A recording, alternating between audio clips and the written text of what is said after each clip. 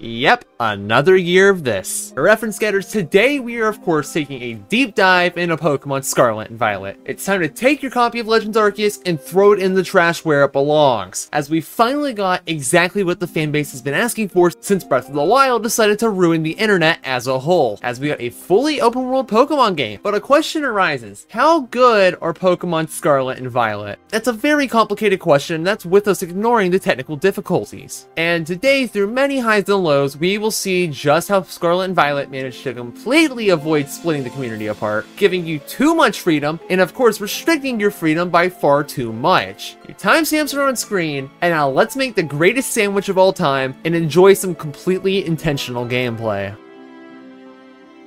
This is an open world game, so what we get in Scarlet and Violet is a massive region called Paldea, home to the most forgettable towns you've ever seen, empty fields, and most importantly Pokemon popping in at point blank range being completely unavoidable. Those will be the big three things you think of when Paldea is mentioned, but getting off the surface level, it's basically everything you've ever wanted. Open fields, deserts, caves, oceans, and 0 volcanoes. Those are not allowed and you will get arrested if you think about it. Surprisingly, for the most part, the open world actually has variety. Okay, look man, I'm skeptical, leave it be. But overall, it's not bad despite the bloated size. Generally pretty solid. Although we do have a minor issue in Paldea. These towns are super forgettable. It's not that they're bad, just very forgettable. And not even their music can save them, or even the ability to wander on top of the buildings. Although one neat thing they do have going on is the new Pokemon Center designs, because gameplay wise, it's an improvement. And the same can be said about those shops that are just menus, you know, instead of actual buildings, although those specifically do have a bit of an issue of making the game feel a little more empty, but that's besides the point. Glancing back to more important matters at hand, a map of this size absolutely needs a way, or a few ways, to travel quickly. Thankfully, fast travel is pretty strong, as not only is it unlocked practically out of the gates, and while it's a great start, you'll soon realize, unlike a certain game, the fast travel points are significantly more tolerable, as in general, there's just a lot more of them and in more convenient locations. Sure, they all need to be reached first to unlock them, but when it cuts down the amount of time you're wasting just to reach a destination, it'll always be worth it. Speaking of going places, our trend of HMs being dead is still strong, as those movement options are on your bike, being the legendary Pokemon itself. At the beginning, it's just a little bit faster than what your trainer can walk at, but throughout the Titan Pokemon storyline, you can get upgrades on your legendary Pokemon, finally making movement much better, allowing you to unlock a much higher jump, a dash, a glide, because of course we have to have one, a wall climb, and of course the ability to swim on the water. All in a kit that flows together surprisingly well, and overall is handled very positively, unlike a certain game. Cool, let's hop off the legendary real quick and look at what you can do with the trainer. That list would include a useless slide, crouching, the ability to return to a height you may have fell from courtesy of your phone, and the ability to throw your lead Pokemon out to start a battle when certain Pokemon are simply too far away. Overall, simple and effective. Now I tell you all this because the game not only lets you explore at your own pace, but also encourages it. And again, unlike PLA, Scarlet and Violet actually succeed here and spit in the face of that game, as there's good reasons to actually explore the region, not being trash and a needlessly bloated side quest for one Pokemon. I already mentioned extra fast travel points, but then there's stuff like the TMs and their recipes to get more, hunting these damn coins to get 999 of them to evolve a single Pokemon, but hey look, the payoff is actually good. And finally, a hunt to find several stakes scattered across the region to find 4 different legendaries. Why this works is because it's not a stupidly bloated number like some games would want, but of course the rewards being good 3 out of 4 times. Yeah, Wo-Chien's kinda bad. All of this after me reminding you that all of these things for you to explore and find are available out the gate. Well, that is after sitting through the opening sequence tutorial thing for about an hour and 30 minutes. Yeah, I wish this average was a joke. But sick. That'll cover it for the more broad details of Paldea. So how about we dive face first into actually playing through the region, because it's both great and very messy.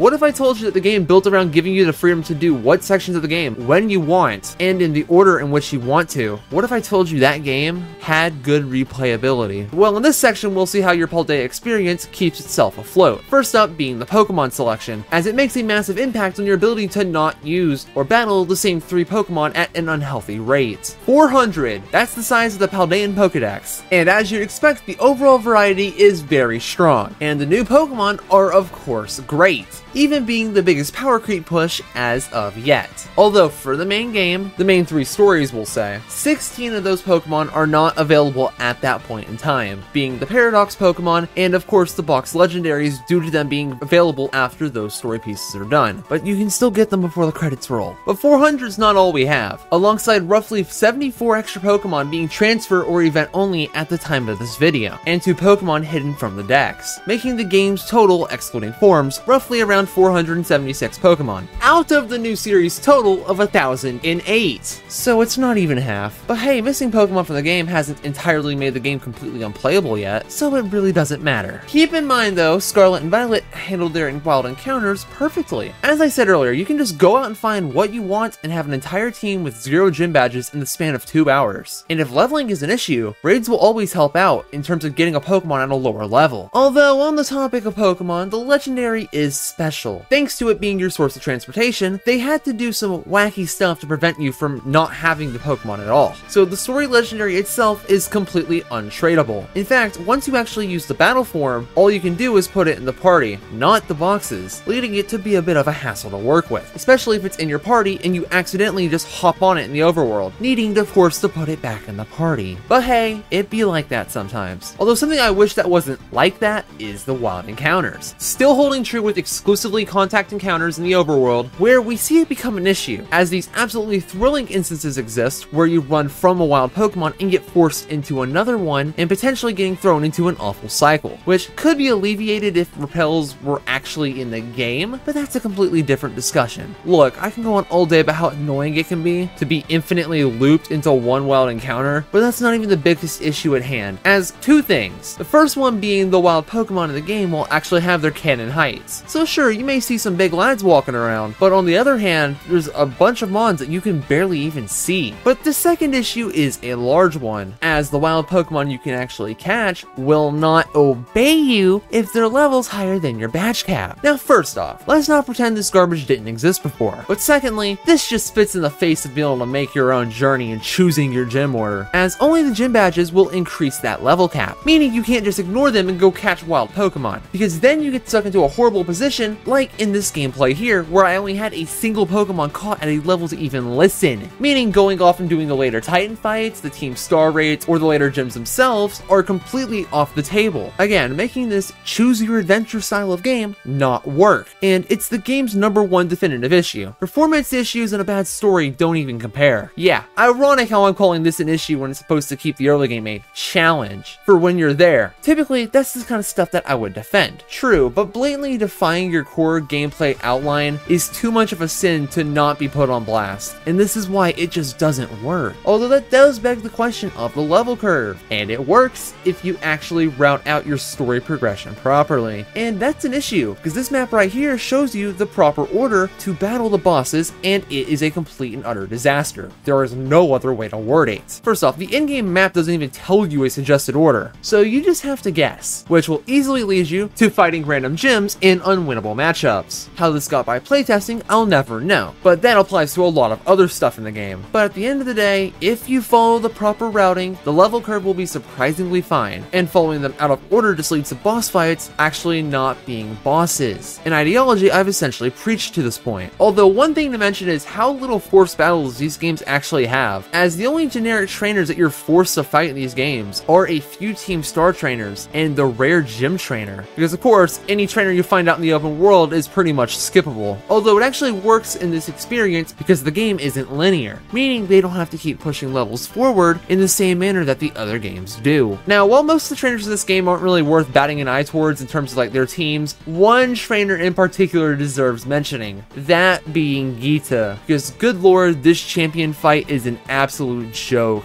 look at this. Go-Goat sucks, Avalug's stats don't cut it for a champion team, Veluza's just incredibly mid, King Gambit comes out way too early that it hinders its potency, Glomora coming in last with an ability that ends up being worthless, and then she has an Espathra, which is honestly fine, being the only positive I can even give this champion team. This is not a clown. This is genuinely the entire circus. Cool, now it's time for the gameplay of the stories, and thankfully, the gyms don't even need mentioning. Other than the Ghost Gym being the home to the game's only double battles, the Titan Pokemon fights end up being an absolute joke, and hardly work as boss battles, because it's just a regular Pokemon, but large, featuring none of the good qualities that made the Alola game's totem fights so damn good. But the best part about this is once you beat the Titan Pokemon, you have to fight them again alongside a CPU partner, which only makes the second fight even easier than the first. This right here is the greatest joke in the game. It's just embarrassing how bad this is. And then there's the Team Star raids, which involve you mashing a button until you win. And honestly, the Team Star raids are really challenging the PLA battle system for the title of worst gameplay system. Which one will put you to sleep faster? Let me know in the comments below. Okay, rounding out our section about the replayability factors is how nice customizing your Pokemon is. As I mentioned earlier, TMs are available stupidly early on, allowing you to have access to most of them whenever you want them. But once you obtain a TM for the first time, you get the recipe so you can craft more. Because you know, this open world experience has to have a mandatory crafting system, since the TMs were never going to be unlimited use. And of course, Breath of the Wild's influence had to be in the game somewhere. Regardless on how you feel about the TMs this time around, you can't really deny how easy it is to both get them and then farm them for their crafting materials once you learn where to find the Pokemon for the items. It really just makes designing your Pokemon's moveset so much more fun because how early your influence can start. And the same can be said about the item selection as well, as the game just lets you buy a bunch of the game's held items, the nature mints, and even early power items to make your Pokemon have actual EV investment. Overall, not only making competitive easier to get into, but just allowing your team to be more generally optimized to your liking. Of course, giving you more freedom of choice, and more replayability by directly letting you use the exact same Pokemon in multiple ways, all around making the game very pleasant to come back to. And this is why the game's replayability is so damn strong even with the glaring leveling issues, because it gives you the freedom in all the right places to make it a game worth coming back to and even experiencing for the first time. But hey, now it's time to look at the game's core battling mechanics.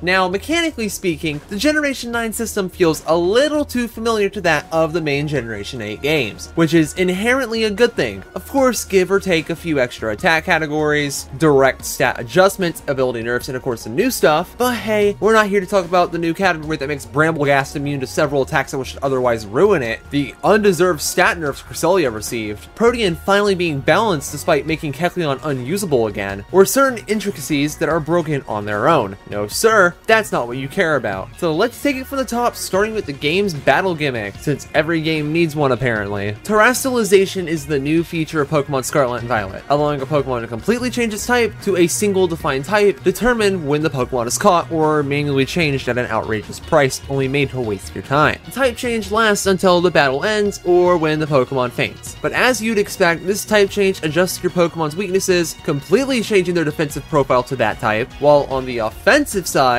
they essentially get an extra type bonus, or if it's a type they already have, it gets even stronger, making for what I would easily call the best gameplay gimmick as of yet. Now, gameplay balance is a different story, but competitively speaking, it's a mix of fine and potentially an issue due to the offense making better use of the mechanic than defense can, but again, both playstyles get better from it, so that's great. And plus, it's a mind game, those are always fun, and this is even with us disregarding a balanced version of Hidden Power. Although one gripe with the system are the lengthy animations when terrestrializing in that pre-attack animation, as of course, you always have to see them through in their entirety. Otherwise, the last note on the feature is apparently there's a cap on how many times you can use the feature before needing to use a Pokemon Center, although needing to recharge the Terra Orb is just a rare sighting in itself, so it's not that big of a problem. Pressing on, we have the Snow Weather, returning of sorts from Legends Arceus. And I say sort of because it's only like that in name, as in these games, the Snow Weather was adjusted to be what Hail was previously down to its core, but you give Ice types a defense boost while it's active, and for some reason you end up removing the chip damage you would get every turn, because apparently that makes Ice types too unbalanced, despite Sandstorm having two similar traits. And on a minor mention of PLA systems, Scarlet and Violet saw us return to the old system of Sleep and Freeze for no reason, other than reminding us that Sleep was better than Drowsy could ever be. Although not keeping Frostbite is a massive miss. But those are the main battle adjustments, and I say main, as for the second time in the series, the following Pokemon feature actually serves a purpose. As firstly, it's required to evolve 3 entire Pokemon, but the second reason being the auto battle feature, which allows your funny critters to battle wild Pokemon in the overworld, and it doesn't even slow the game down at all, and it's just great. But we have 4 minor problems. First is, when a Pokemon levels up, their evolution will straight up get skipped. 2.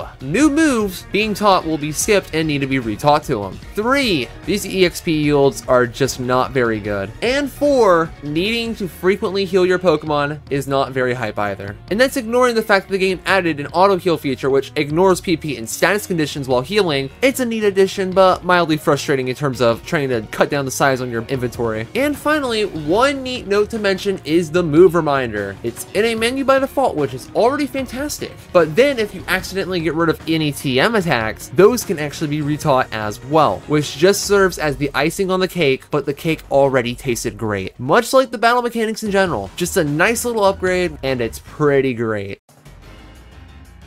So, in terms of minor stuff, the game's biggest issue here is the game simply eating your inputs. Yeah, BDSP had this issue as well, but menuing is all around pretty rough because sometimes it just stops and makes misclicks needlessly common. Some negatives with a few positives here. The return of the autosave and cutscene skip is nice, although the removal of the battle animation toggle, which always forces the animations to stay on at all times, and set mode, which is still in the game because competitive play, it's just extremely frustrating, as all around there is no way to make your gaming experience a little bit faster, because of course those 2 options that have existed since Red and Blue had to be cut for some unknown reason.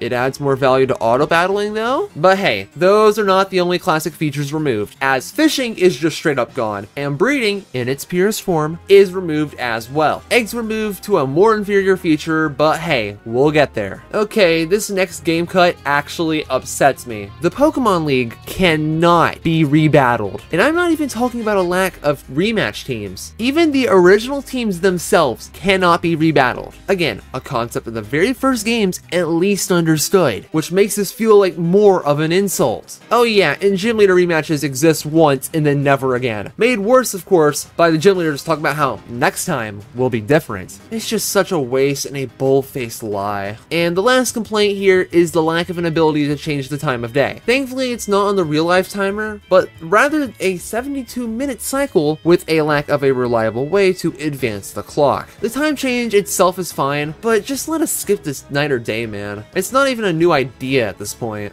Looking at positives, the ability to nickname your Pokemon is simply on the summary screen, which is amazing, although the ribbons and mark screen needs to be clicked on now, which is just inconvenient. Made worse, of course, when it's not even able to be accessed from the PC. And same goes for reorganizing your attacks, by the way. And finally, the save data backup exists again to potentially save some of your progress or revert it if need be, which is always unpleasant to see. And with that said, that means we've talked about this absolute mess of a section, suggesting that now it is time to look at Scarlet and Violet's endgame offering.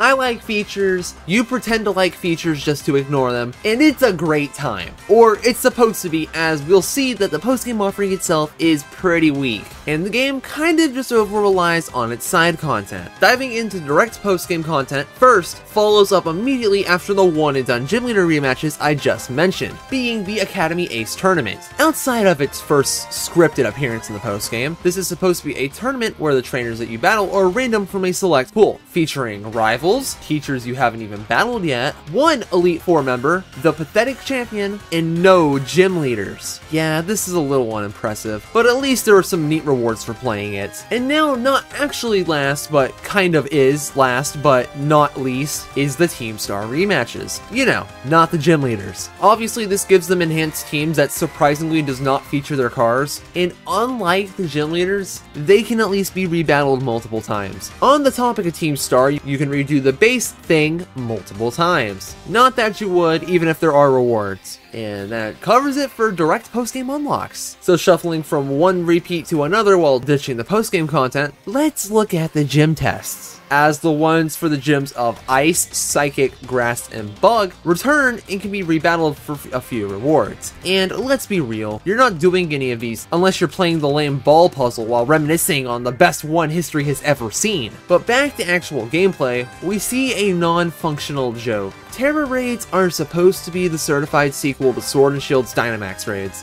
and half of the time, it hardly works. The goal is to beat a raid boss with 4 players using 1 mon each against a timer, and they get access to the shield, which instantly punishes you for not terrestrializing your Pokemon, by pretty much making you do absolutely no damage at all. And to ensure that you can't do anything, your Terror Orb can just have its charge stolen, so you can't. How exciting! Overall, the feature would be good, but after 2 turns, everything can fall apart in the wrong way, because online functionality is not pleasant, and neither are the menus. Only showcasing 8 raids max, with 4 entire raid slots being wasted by events. Sure, you have a random button, but it'll throw you into raids that you simply can't beat, all made worse by horrific load times that will get you in the raid, or will take forever to reject you, so you can try to join another one that's no longer available, and then you're trying to sit here and refresh the page constantly, starting a bad cycle of being rejected constantly. But don't worry, bestie, you have to unlock the 6 and 7 star raids, and those are stupidly difficult, and like competitive play itself, it needs a deep knowledge of the mode and mon specifically built for the raids to be approachable. The Union Circle exists to get friends in your world, that is if you actually have any, allowing you the ability to find version exclusives in the complete wrong game, or to be an excuse for you to actually use emotes. Swarms return, mass outbreaks, and unlike Legends Arceus, they're an actually good feature this time around. Copy and paste what I said about it in PLA, but add loads more of the same Pokemon, and surprise, it's great. And now we reach the replacement for breeding, the Pokemon Picnic. Bring Pokemon capable of breeding, and they'll automatically do so, by very slowly dropping off eggs in this damn basket. Although it's not like eggs matter, between easy nature minutes, early bottle cap usage, and egg moves not needing to be bred because of course they don't, there's not even a reason for the feature to even exist anymore. But luckily, that's not all the picnics provide, as there's a lot of small stuff, but the only other important feature other than watching your Pokemon walk around and do nothing is sandwich making, allowing you to build a sandwich for their laundry list of temporary benefits, and a way to get infection boosts just in case the game was too hard. Although it's not like you're even forced to make sandwiches since clones are sold in a bunch of towns in the game, but doing so can potentially give you stronger benefits. But something that is forced on you is auctions. While mandatory for a gym challenge, you get to gamble money on items at profound prices. And that's just about it. Although you will use this feature because items designed for specific Pokemon have to be obtained here, i.e. the Rotom Catalog Reveal Glass, Spooky Plate, Reigns of Unity, the new items for the Origin forms, and the new items to evolve Urshifu, just to name a few. Wait, was I even supposed to mention those last 2? Next up is a feature you'll never indulge in, being the Academy classes. You get to learn and talk to the Academy staff and some of your friends! How awesome! It gets to make up for your lack of a social life. Yeah, you're not gonna care about this unless it's for that gift glaring in Meowth. Up next is something that I genuinely wish was a joke. Trainer customization in Scarlet and Violet is a major headache. The options in general are just lacking, and the fact there's only 4 outfits you can wear with 0 colors to choose from completely ruins the point of customization, which is a crime because customization on its own was already extremely bland. X and Y and Pokemon Battle Revolution genuinely put this game to shame, and that is foul. Oh wow, look at that! Actual Pokedex rewards that are not the shiny charm. How neat! And finally, the last thing to acknowledge is the new replacement for the trainer card, being some generic profile thing. That's not the important part. The important part is being able to take your own pictures for use as a profile icon and card background. It's awesome! Although taking pictures suck because getting a Pokemon to line up is hard due to them moving and you not being able to, although it's not like the camera's range and the lack of decent zooming are making life any bit easier. And there you have it. It was a lot of content and somehow at the very same time, very little. Now let's touch on some minor wacky details. Yes, ladies and gentlemen, this is the fun part of the video, where that typically isn't even true. First is my hot take with the soundtrack. Hella mid and somewhat forgettable. Again, music is subjective and all, but good lord, there's just a major lack of appealing music for the first half of the game, with the other half at least picking up quite a lot of the slack. Although I will say the credits music just feels extremely out of place. Seriously, no part of this game has any kind of vocals, why do we have them here? Now, graphics on the other hand are extremely laughable. On one hand, the Pokemon models look significantly nicer, showing far more detail and such stuff like scales, fur, and making the Pokemon look more metallic where it applies. And of course, finally grounding Pokemon that were previously suspended in the air and never able to revert back after the one game that it actually mattered for. Finally making them look presentable. And of course, this gets a little bit better when you realize that some of the flying Pokemon can be battled in the air or natively on the ground, and it's pretty damn nice. Unlike the box sprites, which are just ugly and uninspired, as it's just the same tilted front perspectives of the Mons like we saw in BDSP, and it is peak boring. But moving to graphics, outside of the Pokemon themselves, it is exactly what you would expect from a Pokemon game. Not good. The open world itself generally just looks bad, but it's sadly not in a way that's funny. So you know we're not looking at the Three Houses fruit, for instance. But what I like the most here is just how the game tries to render so much of the world at once. As at far distances, of course, the areas far away get extremely detextured, making those textures of course look horrible and too damn flat. The spinning Pokemon Center logos, and of course the windmills, look absolutely horrible at non-acceptable frame rates. This is embarrassing. And as for the trees, it seems like we owe Sword and Shield an apology. This is just pathetic. Of course, all of this on top of a generally pretty weak art style that just makes the game very visually unappealing. Yeah, there's some areas that aren't a complete dread to look at, but when the terrain itself is needlessly moving into place, seriously, what is this? It's just more fire to the flame. Made worse, of course, by them ruining the best animation from Sword and Shield. Also, the boxes in these games are pretty rough, as they take far too long to load in just the Pokemon alone, and this is just not okay. See, that's wacky and all, but the battle UI somehow also has issues, and at this point, you can't even act surprised. The Wild Encounters reuse the terrible health bars that sit above the enemy Pokemon from Legends Arceus, and it's just mildly inconvenient, mostly because of the movable camera. Thankfully, trainer battles at least throw that HP bar in the corner where it belongs, but HP bars are the smallest issue here, as the EXP bars just appear to be a complete afterthought. The reason is because the game doesn't stop for the EXP to be distributed, leading to text boxes advancing a little too fast, while EXP is still being given. Or worse than doubles, as there is no switch text box, but instead going straight into another attack while the EXP bars are still on the screen. And frankly, while there are plenty more things to say here, I'd rather not bash the game any harder, because we haven't even gotten to the story yet. But first, a detour of disaster. You remember back when Brilliant Diamond and Shining Pearl actually had a source of identity, and then ILCA said no and patched the fun out of it? Well, that'll probably happen again. And because this is a modern day critique, review, I don't know at this point, we have to at least talk about the glitches, because get this, these games are hella bugged. Yeah, yada yada, some way, somehow, someone will be caught playing in the future under an unpatched version of the game, rather than playing a recent one. So I need to talk about it. Plus, it's fun. So a question arrives on our doorstep. How bad were Scarlet and Violet's glitches actually? Well, a lot of the issues come down to visuals. Sometimes it's as simple as the camera getting stuck and the game being impossible to watch, the UI simply failing. Seriously, who designed this? The text boxes from the overworld appearing in battle, a random Pokemon in your PC joining the game uninvited, whatever this is supposed to be, leaves showing up in places where they shouldn't, shadows disappearing when selecting an attack, or your trainer's arms bugging out, to name a few. But here's my personal favorite. Here's footage from my first time playing through the game. Does something seem off? Two things? Now here's how this scene is supposed to function,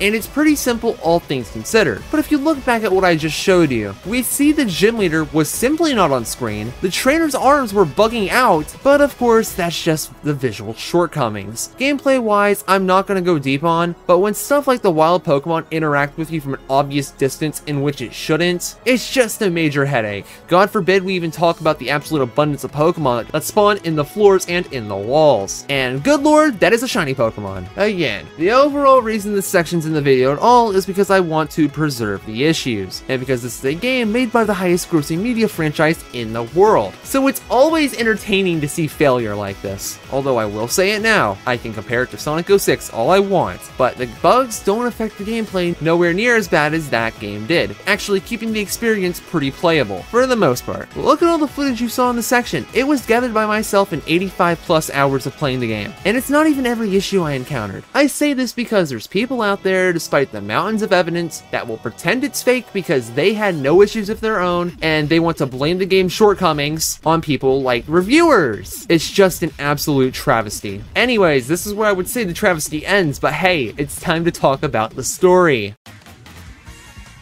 Oh fun, the story. What I'm willing to call the game's second weakest link, as it is surely something to marvel at. Here's a spoiler warning, but it's a Pokemon game, so why do you care? You already know it's gonna be bad. But the game itself sells itself on the idea of 3 different stories that are all separate from one another, with a 4th final story later once all 3 have been beaten. Look at that, the Sonic 06 similarities are still going, unlike my positivity for the rest of this section, because overall, this story is a headache, as only one of the 4 are even good or well handled at all. Starting with the prologue, you move in, get introduced to all the important characters, befriend the legendary, and of course, go to school. It's exactly like Fire Emblem 3 Houses, but cool. From this point, you get the 3 story arcs that you're allowed to follow. Although to beat the game, you have to beat the 4th story mentioned earlier through beating the other 3, despite how boring a few of them may be. First on a list of nothing happening is Victory Road, being the gym challenge. As you would expect, it's extremely bare bones, outside of the simple task of beating gyms to battle the Pokemon League. The game's gym leaders, Elite Four, and Top Champion just don't have any kind of character to them to keep the story interesting at all. A few of them are depicted positively with what little time is given, but on average, it's just a gimmick and not enough screen time, leading them to not being very good. But then there's Nemona, the rival that makes me actually miss How, and the second biggest failure in the entire game, right behind this absolute cuckold of a Pokemon that actually never needed to exist outside of a regional form for another. But hey, that's a completely different story. Now, why am I saying she's bad? Her entire personality is obsessing over battles, being your personal stalker, and nothing else. It's extremely overbearing and very obnoxious because there is just nothing else here. Cool, this story isn't good. Moving towards Starfall Street, we see the attempt that these games made at making an evil team that are not actual criminals. Team Star is a group of school bullies who were formerly on the receiving end. That's it. The goal here is to drive out the leaders to disband the team, and it just doesn't work. And again, neither do the characters. Little screen time and minimalistic characterization just don't give them what they need. And this is with the fact they have flashback scenes as well, trying to depict more of their character. This story is supposed to put Penny on the forefront, but she just gets so little screen time, it just doesn't even work. And when it finally does get to her, it's just a bunch of nonsense, despite her character being pretty fine. Overall, this story just isn't it, Chief. But hey, at least one of the 3 core stories is actually good, meaning it's time to talk about Path of Legends. The goal is simple, take out the Titan Pokemon so Arven can nab the good stuff in the caves. Why it works is because with Arven, we see actual good characterization and a story arc that actually works, and gets the player invested. His character is a determined fella wanting to bring his dog Pokemon back to good health using those herbs, because that fella is like his own family due to how neglectful his parent was due to their obsession with their research and the legendary Pokemon, which he comes to resent as a result. It's a sad story, but one that is contained and envisioned pretty well, and has important implications to the final story, which it's now time to mention. The Way Home is the game's 4th story piece, and the main focus on it is the legendary you've been friends with the entire game, and where the story proceeds to fall apart again. The goal is to meet up with the professor for reasons unknown, all while dragging your 3 friends along for the ride. And dude, I'm not gonna sugarcoat it. This feels like a fan fiction,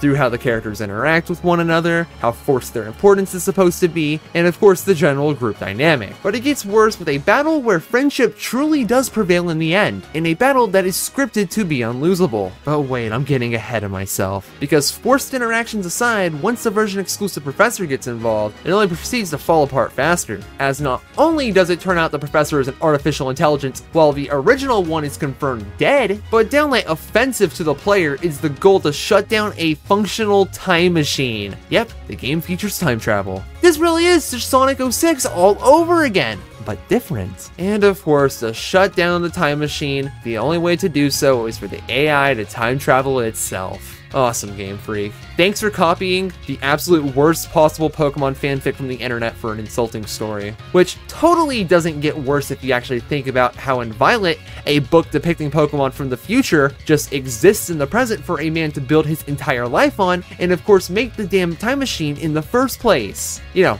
the book already being there. But hey, plot holes aside, that'll be solved in the DLC probably. Look, the writing is fine and all, but I have never been so blatantly pissed off at a story of a children's game before. But this one sure has done it. The thing that really bothers me though is just all the Zoomers calling this the greatest meta plot and the best one yet, probably ever. And that is just the most foul reality I've ever pictured in my entire life. Look, being deeper than usual doesn't instantly make it better. It just makes it deeper, which again, is inherently nice, but execution does matter a lot. Dare may I say, the overall plot of this game is just awful and downright has any lack of a deeper meaning, other than friends forever, and that is the absolute most criminal waste of time that I have ever seen. But wait, I can pick this apart all day. See, what really makes Nimona a bad rival is the fact that she...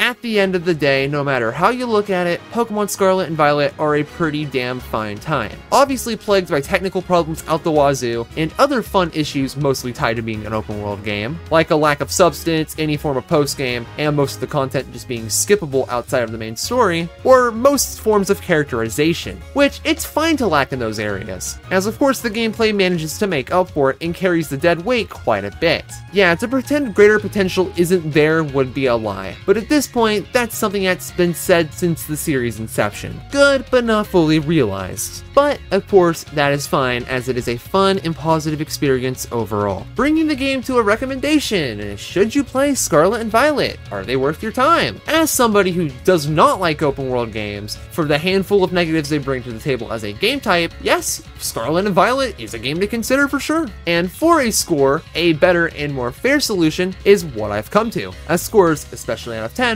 are hard to work with and you just have to do a lot of guesswork, and then a lot of the measurements are bad. I've ultimately decided after a few months of thought to do something a little more fitting, a 1 to 5 star system with pretty much the exact same implementation of what we've already had, but now just a little bit neater and with less destructive numbers. And Scarlet and Violet managed to find themselves in the middle of the 3-star range. A good experience that would be great if there were just not so many issues dragging it down, as I've said plenty of times already. And with that said, that's Scarlet and Violet.